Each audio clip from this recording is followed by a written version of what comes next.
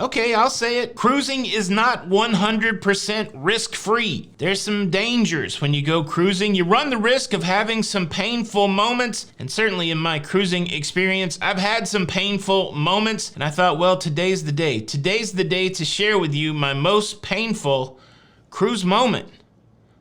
Let's talk about it.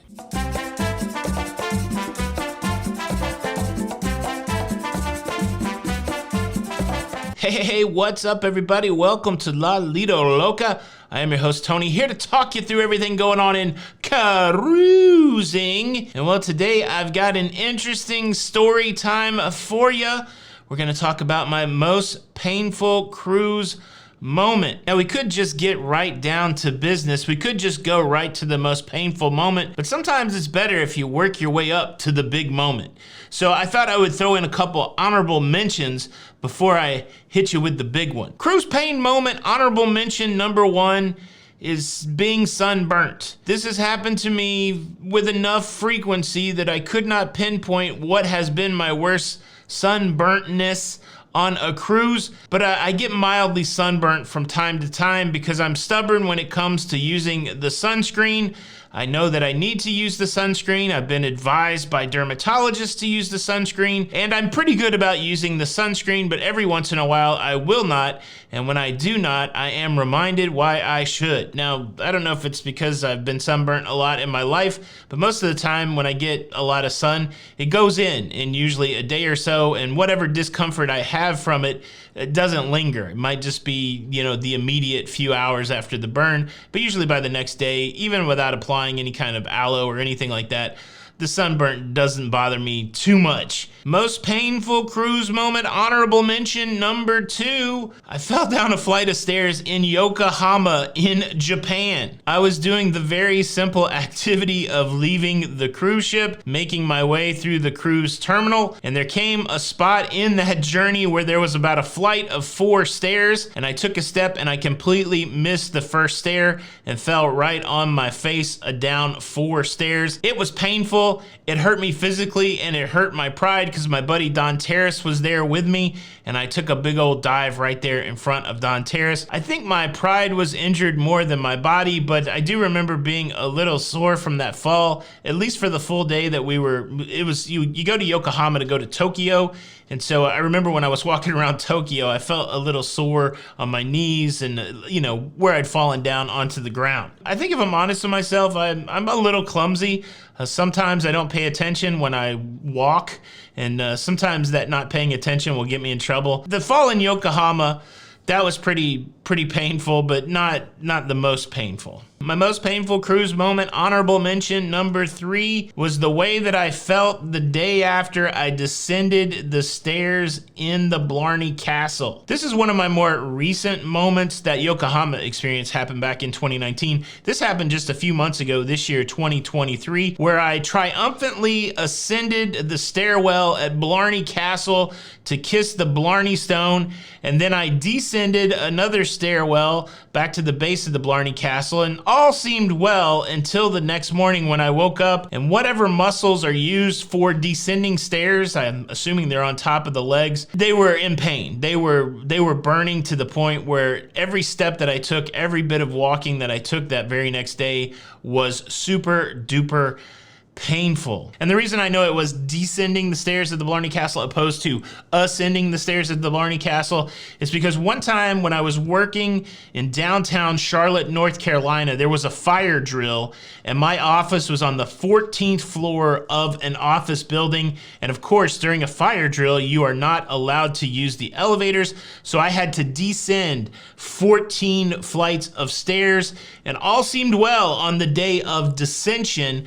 But on the very next morning, I could almost not get out of bed because there were muscles on the top of my legs that were burning. Does anybody know what these muscles are? Are they really something that we need to use? Is there some way I can use them without saving it up for when I just descend a big flight of stairs? Most painful cruise moment, honorable mention number 5, closely associated with my descension of the stairs at Blarney Castle. Because on that next day when I woke up with the leg pain, I went to Dublin in Ireland and had the worst time trying to walk around. I walked 18,000 steps that day, and while for a guy my size, you think maybe I should get a reward for that, I did not. Instead, I got a embarrassing experience where I fell down in the streets of Dublin, Ireland. Fell down in front of some other friends of mine, Don and Jay and Dee, and felt pretty embarrassed laying there on the streets of Dublin. It was a mix of those painful legs and, again, my clumsiness missing a step.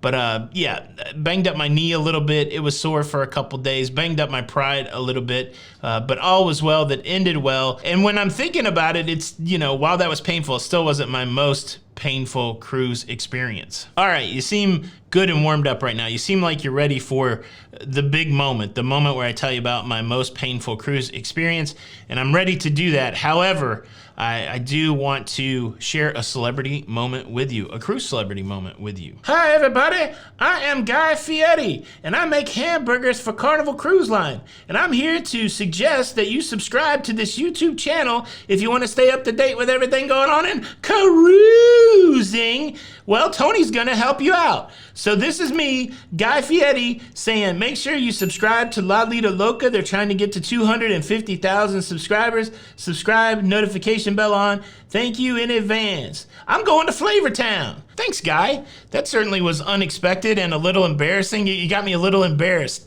What a great celebrity endorsement. Hope you've subscribed at this point. All right, my most painful cruise moment happened in the spa. It happened in the spa on the MS Rotterdam on my 23-day transatlantic cruise. Here's what happened. 14 days into that cruise, my hair was looking shaggy. I needed a haircut. And I thought, well, I can go seek out a barber on land, which I did that on another cruise in Glasgow. But I said, nope, that seems too complicated. Let me go to the spa and see if I can get a haircut. I did have some reservations because I'd previously gotten a haircut and a facial treatment at a spa on a cruise ship, and it was expensive. It was expensive. So I had a feeling that this was going to be expensive, but I decided to choose convenience over getting a better price for my haircut. Unfortunately, I don't remember the spa technician's name, but let me describe her to you a little bit because I think it is pertinent to the story. I'm about 6 feet tall, close to 400 pounds. I'm a big dude. She was a small woman, so I would be surprised if she was, you know, over 5'2". She was petite. And so if you saw us standing side by side, I think I would be a fairly big, imposing figure compared to her.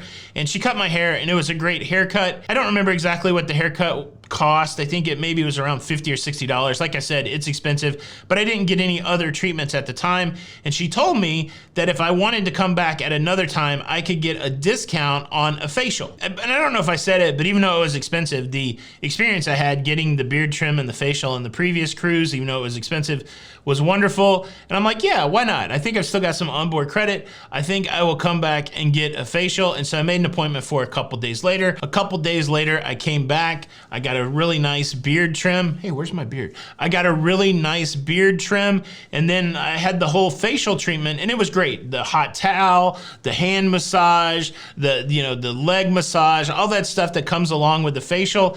And then it got painful. It got painful because she took a tool and started to extract the blackheads from my nose.